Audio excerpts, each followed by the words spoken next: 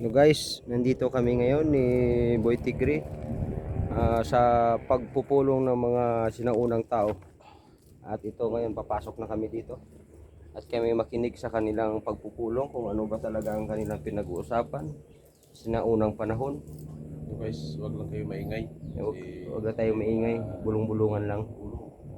May mga nagpupulong. O ayan, nakikita nyo ba? Ayan, at meron pang bata. Ayan, nakahiga. Ayan. May libreng tubig pa. Oh, maraming salamat, kumpadre. Ito yung tatlong, ito ay kasi yung kapanganakan ng ating Panginoon. Ito yung tatlong hari. Tatlong hari. Siya pangalan niyan, Boy Tigre? Gaspar, Okay. ito si Baltasar, Oo. saka si Melchor. Magaling ha. Oo. Hindi lang pala ikaw vlogger, Boy Tigre. Isa ka pa palang pastor. Ito yung sa mga ngaral. mga tupa. Mm-hmm. Ito yung mga tupa. Ito naman si Jose. Ito naman si Maria.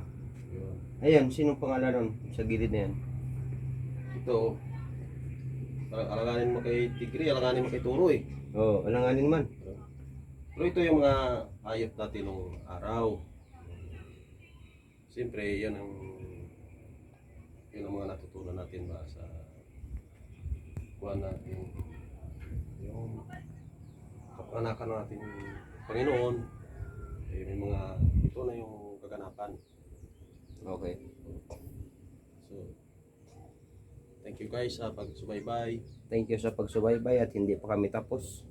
At marami pa kaming ikutin para ipaliwanag sa inyo ni Boy Tigre Liwanag ko sa inyo yung kung ano ba talaga ang kaganapan dito sa kaganapan dito sa area na tinitingnan namin. Nahiwaga yung bundok na ito guys. Napakahiwaga. Okay, sundan yung susunod.